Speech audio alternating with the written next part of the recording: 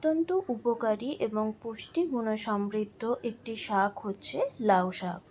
লাউ শাকে রয়েছে উচ্চমাত্রায় ভিটামিন সি, যা ঠান্ডা এবং যে কোনো ধরনের সংক্রমণ প্রতিরোধ করতে সাহায্য করে। তেমনই আবার মস্তিষ্ককে ঠান্ডা রাখতে এবং ঘুমের সমস্যা দূর করতে এর জুড়ি মেলা ভার। অপরদিকে আবার দেহের তাপমাত্রা নিয়ন্ত্রণ করতেও সাহায্য করে। এছাড়াও রয়েছে আরও নানা রকম গুণ। হ্যালো বন্ধুরা, আমার দ্য ফুড ফিউশন চ্যানেলে তোমাদের সবাইকে জানাই স্বাগত। আমার আজকের রেসিপি হচ্ছে লাউ শাকের চচ্চড়ি।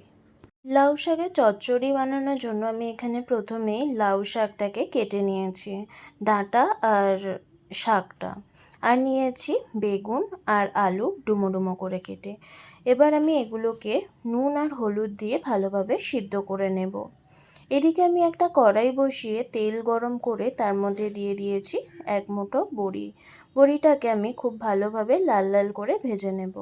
এদিকে আবারও কড়াইতে আমি 1 চামচ মতো তেল দিয়ে ফোড়নে দিয়ে দিচ্ছি 5 ফোড়ন, হাফ চা চামচ আর একটা শুকনো লঙ্কা।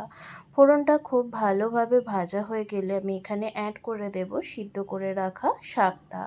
যেহেতু আমি নুন আর হলুদ আগেই সিদ্ধ করার সময় অ্যাড করে দিয়েছি, সেহেতু এখানে শুধুমাত্র আমি অ্যাড করে দিচ্ছি চিনি।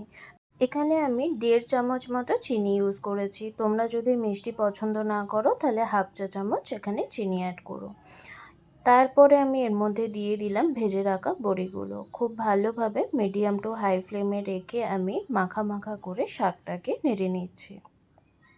এখানে আমার কমপ্লিট হয়ে গেছে, এবার আমি সার্ভ করে দিচ্ছি। তো এই হচ্ছে আমার খুব ইজি একটা রেসিপি, লাউ শাকের চচ্চড়ি। তোমাদের কেমন লাগলো অবশ্যই কিন্তু আমাকে কমেন্টে জানিও। আর আমার ভিডিও যদি তোমাদের ভালো লেগে থাকে তাহলে অবশ্যই কিন্তু লাইক অ্যান্ড শেয়ার করে দিও বন্ধুরা। আর হ্যাঁ, সাবস্ক্রাইব করতে একদম ভুলে যেও না। তো আজ এখানেই শেষ করছি। দেখা হচ্ছে নেক্সট ভিডিওতে নতুন কোনো রান্নার রেসিপির সাথে। তোমরা সবাই ভালো থেকো, সুস্থ থেকো আর অবশ্যই কিন্তু সাবধানে থেকো। টাটা।